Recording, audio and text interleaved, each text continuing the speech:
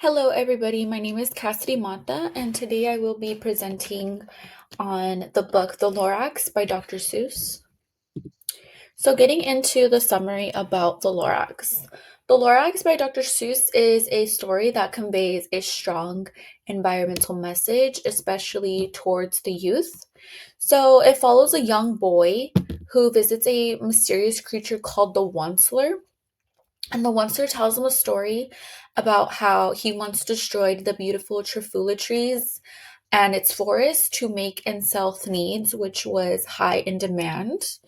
And then it also talks about the Lorax, which is a small, wise creature that speaks for the trees in order to protect the environment from the Onceler's destructive actions.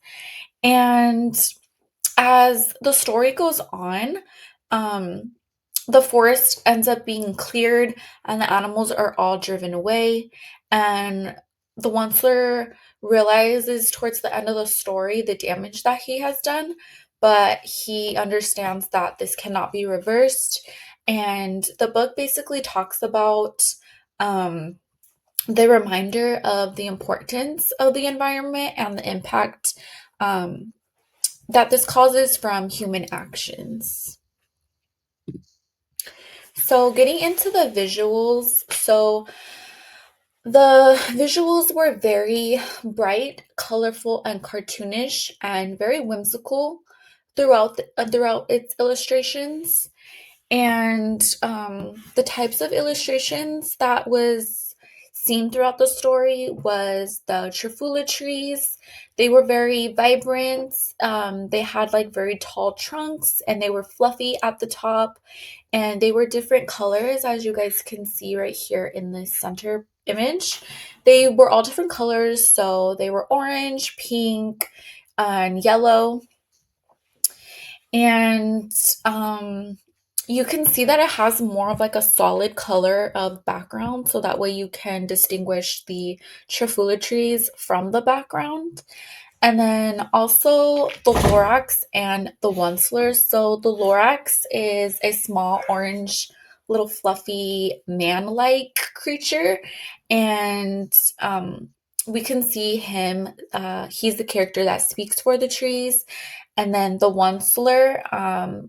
Throughout the story, you can see his factory, which is black and gray, and that kind of gives us an idea about the Lorax, which speaks for the trees, and then the Onceler, which has more darker, like colors and a darker vibe to him.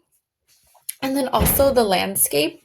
The landscape is very full of life, has lots of animals throughout it, different plants, and also very clear skies.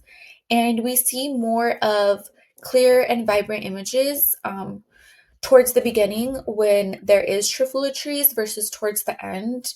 It's a lot more plain, dull, gray, and black when all the Trifula trees were cut down.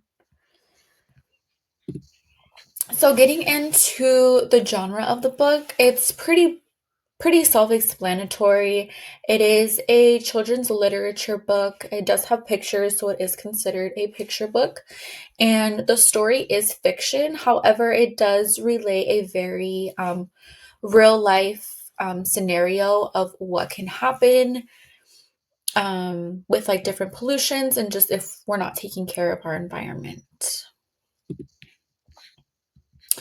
So, getting into my favorite quote from the book, my favorite quote is unless someone like you cares a whole awful lot, nothing is going to get better. It's not.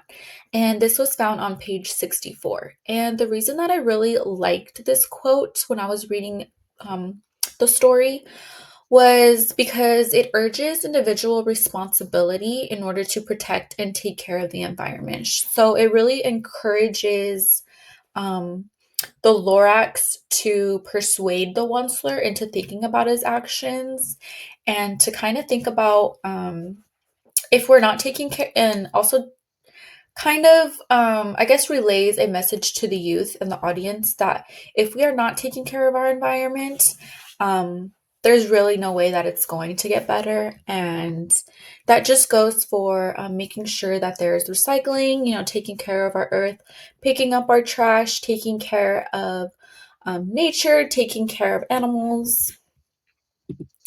So I really do like that quote. So getting into the strengths and weaknesses of the story. So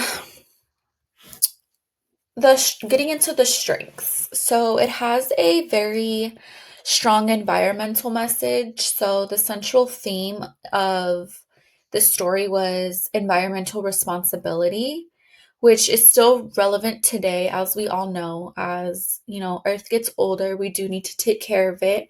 So I feel like it sends a strong message to the youth that we do need to take care of our Earth, because it is our home. We only have one home, and once that's gone, the reversible, it doesn't really have any, we can't really reverse that. So once it's damaged, it's damaged. And then also, another strength that was throughout the story was that it had very engaging illustrations. So it really caught the audience's eye. I know as I was reading the book, I was looking around because it had a lot of detailing into it. And like I had mentioned before, I really like how it showed a colorful and very whimsical illustrations when it showed the earth being beautiful and when the Lorax was trying to stick up for the trees and help the planet, versus the end of the book where it showed a very dark and like polluted and kind of boring and very sad environment. And then I also really liked that it was rhyming and catchy. That was supposed to say language. I'm not sure why it says that. But it was really fun to read. I really did like the rhyming. I liked how every other sentence, a word would rhyme at the very end or the beginning of the book. And then also, it was a very simple storytelling. So even though it did have a very conveying environmental message, I felt like it was simple enough for younger audience to be able to grasp the message that I was trying to tell, and it had a very clear narrative structure, which made it easier for readers to understand the importance of conservation.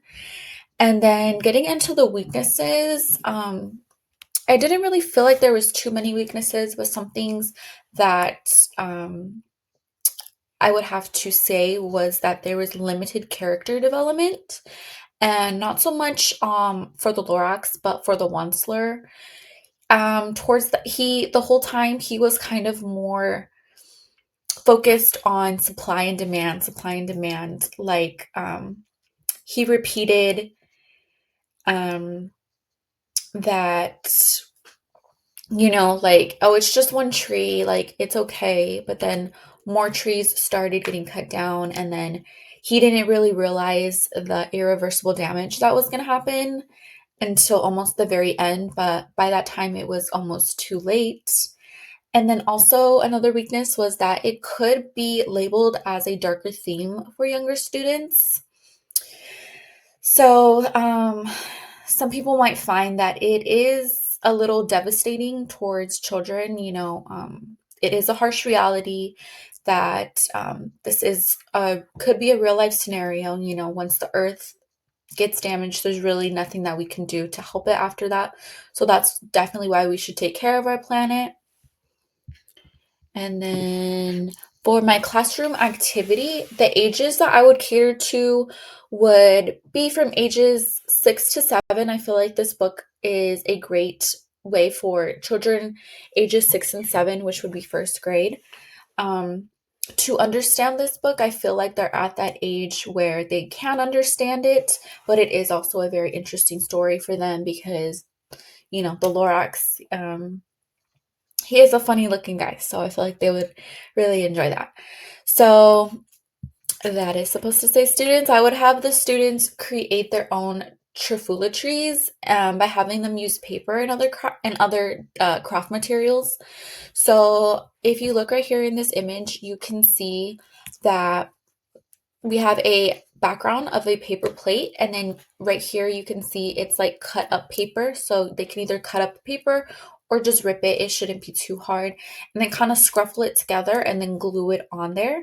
And then you can see that there's like little straws for the trunks of the trees and then like fluffy paper at the very top. So I feel like this is something that they would enjoy. And then I would probably ask them questions as they're doing this, like what are ways that we can help our planet? What types of things can we recycle? And what can we do to better help our planet to make sure that our home stays as clean and as safe as possible? So, thank you guys for listening to my presentation.